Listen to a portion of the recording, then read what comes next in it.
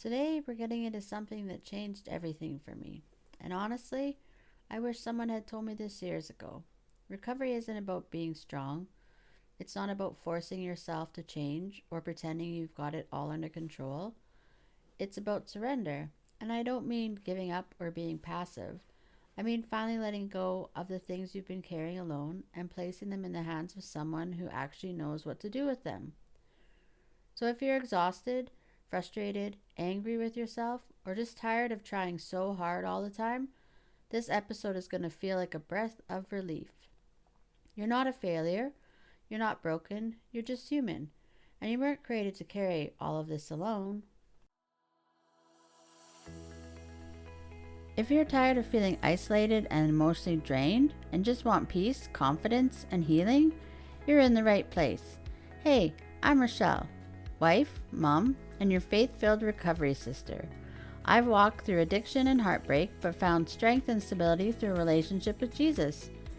If you're ready for real hope, renewed thoughts, and a life that finally feels balanced, grab your coffee, girl, and let's do this together.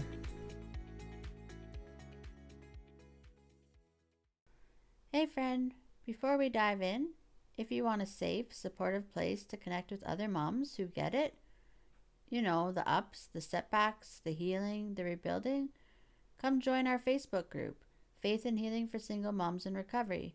It's calm, gentle, honest, and it's full of women who are walking the same road. We'd love to have you in there.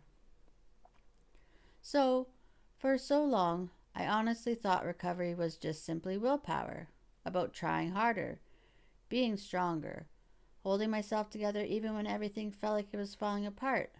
I would tell myself things like, okay, tomorrow I'll do better. Tomorrow I'll have more control. I'll finally be stronger. And then tomorrow would come. And I'd slip again. And, of course, the shame would hit. The cycle would start all over. And what made it worse was feeling like everything else and everyone had it figured out. Everyone else seemed to manage their emotions better. They seemed to be more stable, more in control, or more balanced. But inside, I was drowning. The drinking had gotten worse. The mental health spiraled so far I couldn't tell what was real anymore. From the hallucinations, the fear, the psych ward stays, and the shame. It got so dark I honestly didn't see a way out. And losing my kids, well, let's just say that crushed every part of me. I carried that pain like a weight I thought I deserved. That pain would sit in my chest every morning and stayed with me every night. It made me believe recovery was impossible for someone like me. People would say, you just need to be stronger or try harder. And I remember thinking to myself, I am trying. I'm trying harder than anyone even knows. But still, I would keep slipping, breaking, hitting those walls I didn't know how to climb anymore. Then there was this one moment, the moment everything had shifted. I was alone, drained, done, and empty. And all I could whisper was, God, I can't do this anymore. You're going to have to help me because I'm done trying. It was something like that. It wasn't a prayer that sounded holy. It wasn't planned. It wasn't pretty. But it was that surrender. It was a tired, broken woman finally letting go of the illusion that she could save herself. And you know what? God met me there. Not with thunder, judgment, not with shame, but with peace. A subtle kind of peace that softened the chaos inside of me. A gentle shift I didn't even know I needed. That whisper, that, tiny moment, was the beginning of healing for me. Not because I became strong, but because I stopped pretending I could do this without him. And let's say, here's the thing about surrender.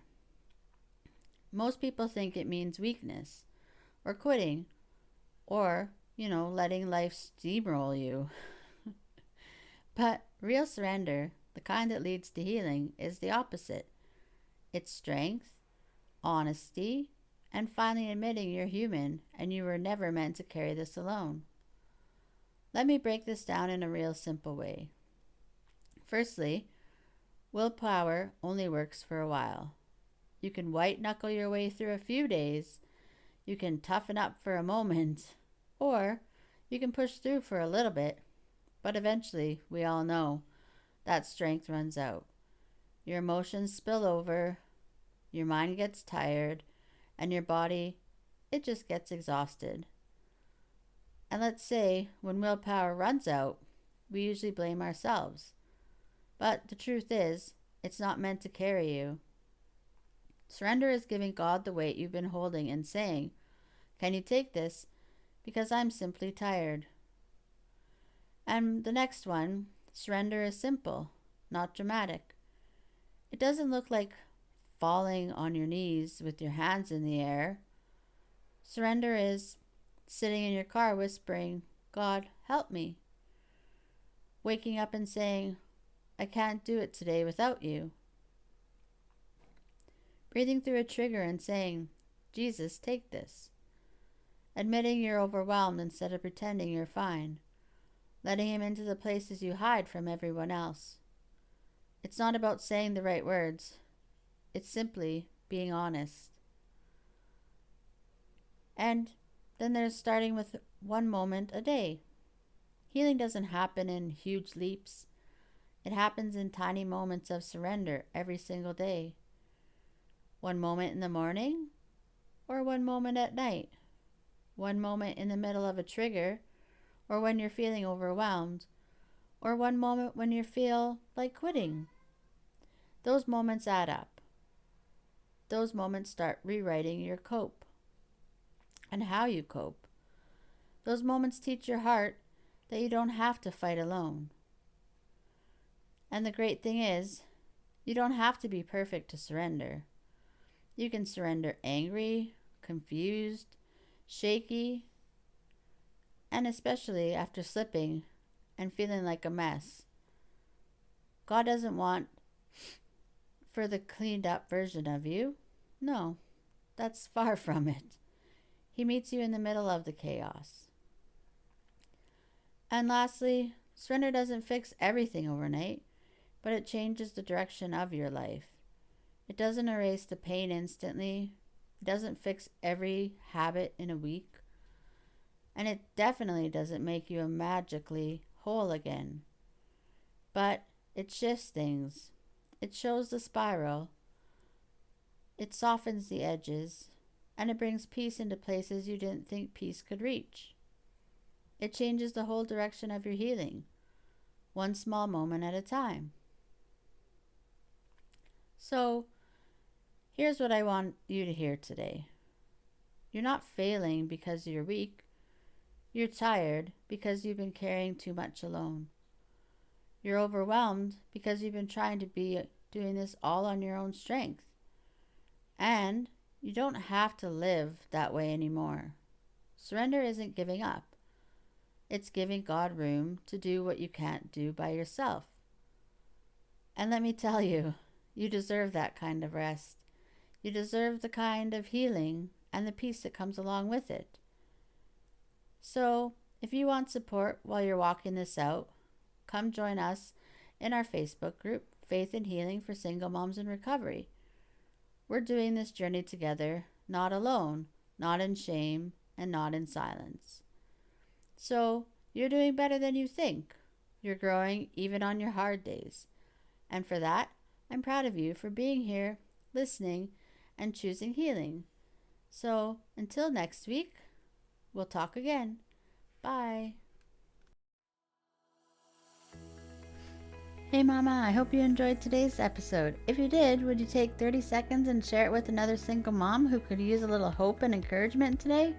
It might be exactly what she needs. And please leave a quick review on Apple Podcasts. It helps more women find the show. It truly lights me up to know this podcast is helping you grow closer to Jesus. All right, girl. I'll meet you back here next week for another episode. Until then, bye.